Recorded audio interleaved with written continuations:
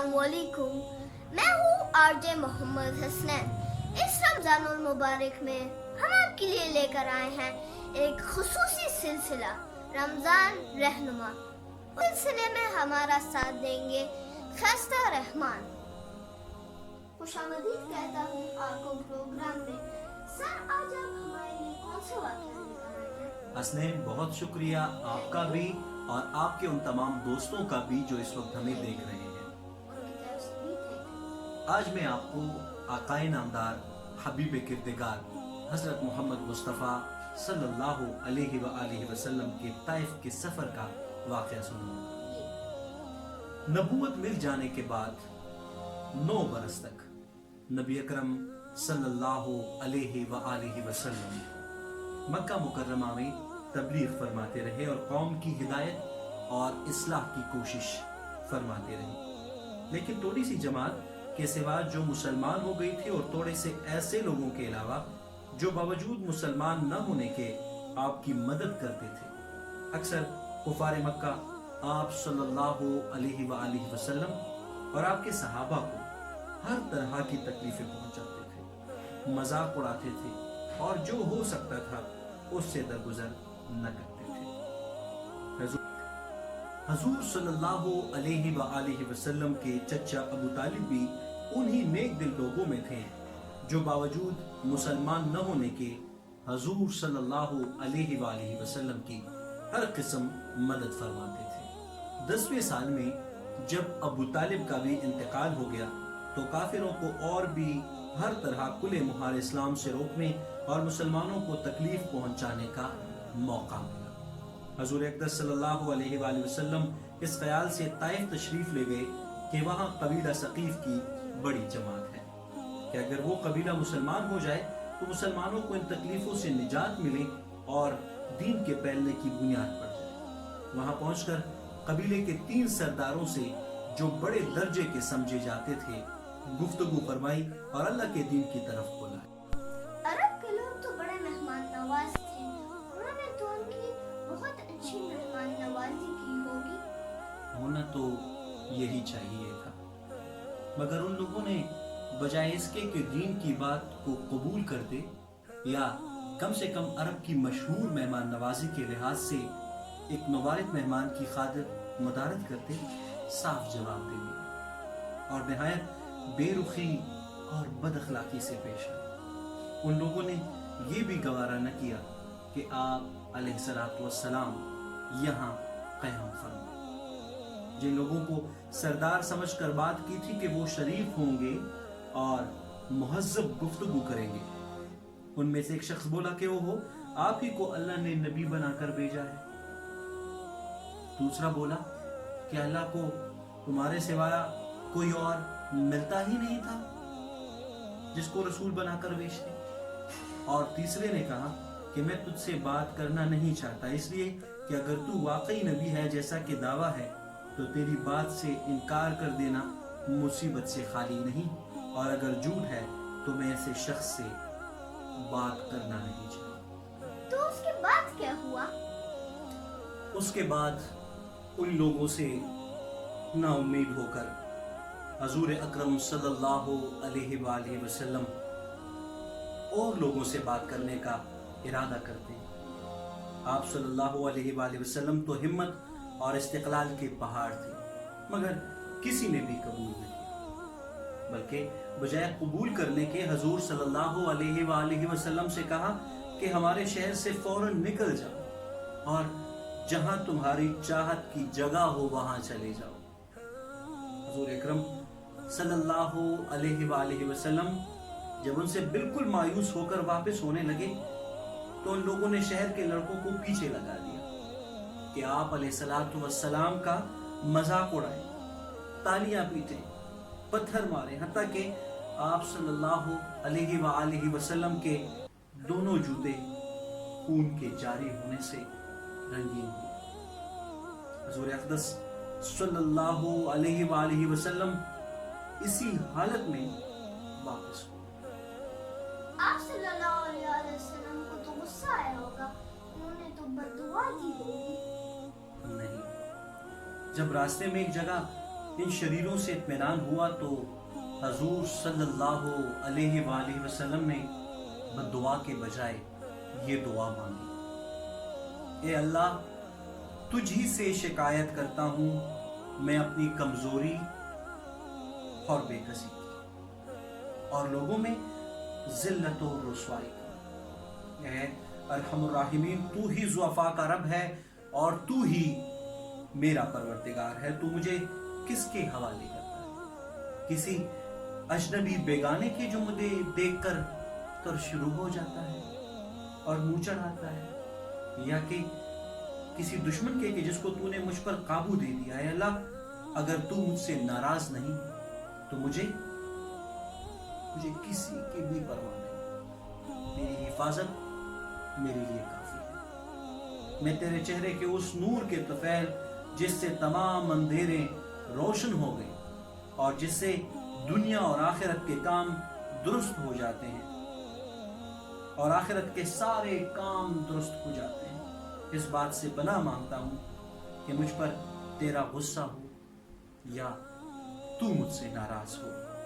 تیری ناراضگی کا اس وقت تک دور کرنا ضروری ہے جب تک تو راضی نہیں۔ تیرے سوا کوئی طاقت ہے نہ قوت۔ تو اس کے بعد کیا ہوا؟ مالک الملک کی شان قہاری کو اس پر جوش آنا تھا کہ حضرت جبرائیل علیہ السلام نے آ کر سلام کیا اور عرض کی کہ اللہ تعالیٰ نے آپ کی قوم کی وہ گفتگو جو آپ سے ہوئی سن لی اور ان کے جوابات بھی سن لی، اور ایک فرشتہ کو جس کے متعلق پہاڑوں کی خدمت ہے آپ کے پاس بھیجا ہے کہ آپ جو چاہیں اس کو حکم دیں۔ اس کے بعد اس فرشتے نے سلام کیا اور عرض کیا کہ جو ارشاد ہو میں اس کی تعمیل کر دوں، اور اگر ارشاد ہو تو دونوں جانب کے پہاڑوں کو ملا دوں جس سے یہ سب درمیان میں کچل جائے، یا اور جو سزا آپ تجویز کریں۔ حضور پرنور، آقا نامدار، حبیب کردگار حضرت محمد مصطفیٰ صلی اللہ علیہ وآلہ وسلم کی رحیم و کریم ذات نے جواب دیا کہ میں اللہ سے امید رکھتا ہوں کہ اگر یہ مسلمان نہیں ہوئے تو ان کی اولاد میں سے ایسے لوگ پیدا ہوں جو اللہ کی پرستش کریں اور اس کی عبادت کریں۔ یہ ہے اخلاق اس کریم ذات کے۔ دوستو، آپ نے دیکھا اگر آج بھی ہم لوگ صلی اللہ علیہ وآلہ وسلم کی بڑی ہستی کو دیکھیں، اگر ہم دیکھیں تو اگر ہمارے اوپر کوئی بھی اتنی سی بات بھی ہمارے اوپر اگر بری لگ جائے تو ہم لوگ ایک دوسرے پر بھڑک جاتے ہیں، اسی بات کو لے کر ہم لوگ جو ہے پھر بات نہیں کرتے۔ اور اس عظیم ذات نے جس نے یہ بولا کہ حضور صلی اللہ علیہ وآلہ وسلم کو فرشتے نے آ کر یہ بولا کہ میں ان کو پہاڑوں کے بیچ میں کچل سکتا ہوں، بٹ انہوں نے منع کیا اور انہوں نے کہا that is okay۔ اگر اللہ تعالیٰ راضی ہے اور انشاءاللہ ایسا ہی ہوگا۔ اگر آپ نے بھی سنا یہ واقعہ، اور اس وقت آپ کے بہت سارے چاہنے والے ایسے بچے ہیں جنہوں نے یہ واقعہ سنا ہوگا۔ ہم اگر روزمرہ کی بنیاد پر دیکھیں، بالکل اگر آپ روزمرہ کی بنیاد پر دیکھیں، آپ اپنے اسکول جاتے ہیں، بہت سارے دوستوں سے ملتے ہیں، اگر وہ آپ کو کوئی سخت بات کہتے ہیں تو آپ کو غصہ آتا ہے، آپ بھی ان کو مارنے کی کوشش کرتے ہیں۔ میں نے بھی اسکول میں زیادہ دیکھا ہے، اگر کوئی بھی کسی بھی بات پہ لوگ بھڑک جاتے ہیں اور یا جو ہے ویسے ایک دوسرے کے ساتھ ملتے پھرنے گے، بندے کو پتہ بھی نہیں چلتا کہ یہ بات کس بات پر خفا ہے، وہ ایسی باتوں پر خفا ہو جاتا ہے۔ So we can learn something for our Prophet صلی اللہ علیہ وآلہ وسلم۔ بالکل something نہیں، بلکہ میں تو یہ سمجھتا ہوں کہ everything ہم اس سے سیکھ سکتے ہیں، کیونکہ ان کی زندگی ہم سب کے لیے، ہر دور کے انسانوں کے لیے مشعل راہ ہے، چاہے ہمارا تعلق کسی مذہب، کسی رنگ، کسی نسل، کسی علاقے سے ہو، تو ان کی جو زندگی ہے، ان کے جو افعال و اعمال ہیں وہ ہمارے لیے مشعل راہ ہیں۔ اور میں نے بھی یہ ضرور دیکھا ہے کہ باہر ملک کے لوگ بھی جو ہے ہماری ہر ایک بات کو اپنے لیے بہت زیادہ امپورٹنٹ لیتے ہیں۔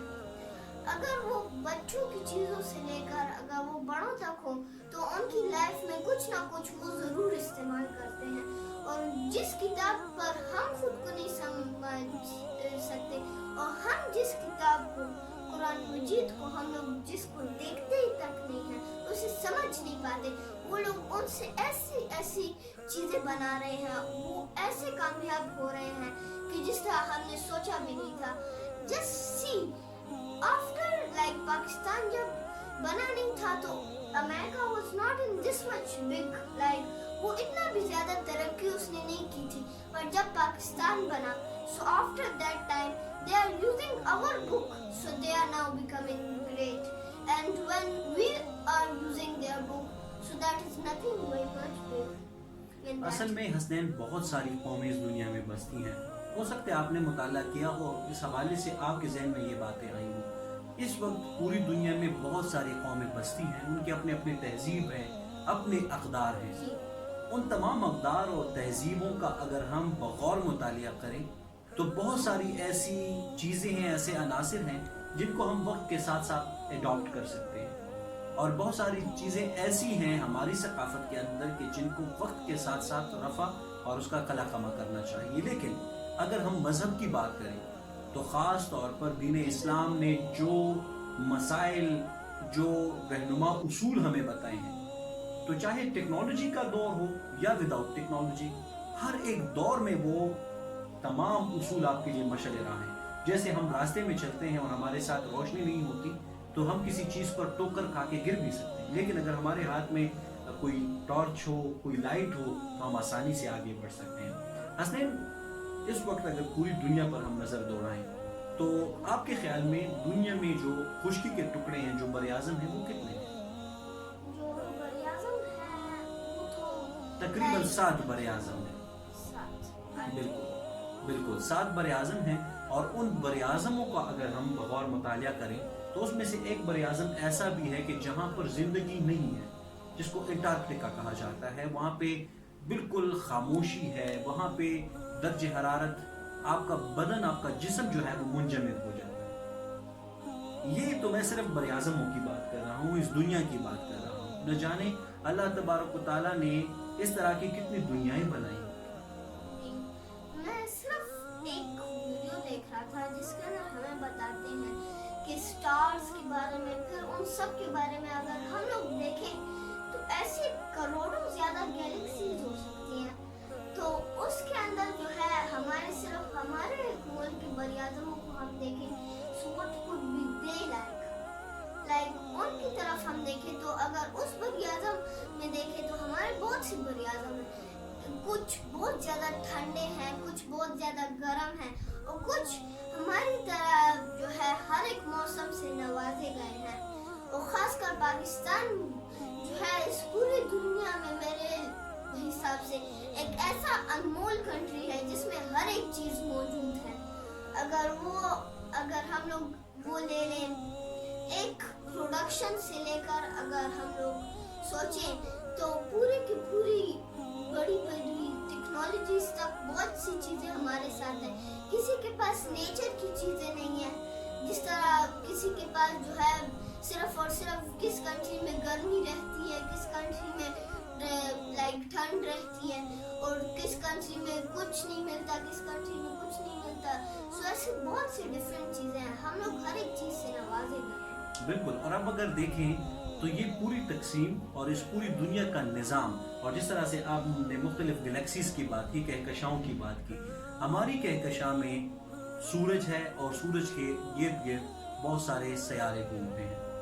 اور پھر اگر ہم اس پورے کہکشاں کو دیکھیں تو انسان حیران دھنگ رہ جاتا ہے کہ اس پوری کہکشاں کے اندر جتنا یہ جو نظام چل رہا ہے تقریباً کروڑوں سالوں سے, اور اس بارے میں سائنسدان بھی اس کے حوالے سے کہنے سے قاصر ہیں کہ پتہ نہیں کتنے عرصے سے یہ پورا نظام چل رہا ہے. تو اللہ تبارک و تعالیٰ کی خالقیت, رازقیت اور اسی طرح سے ملوکیت اس میں سامنے آتی ہے. اور ان تمام ادوار کو اگر ہم دیکھیں, جس طرح سے میں نے آقا انعامدار صلی اللہ علیہ وسلم کی زندگی کا ایک واقعہ سنایا, اس میں سے صبر کو اگر دیکھیں تو तो अल्लाह तबारक व तआला फरमाते हैं कि जिन्होंने सब्र का दामन मजबूती से थामे रखा मैं उनका साथ दूंगा।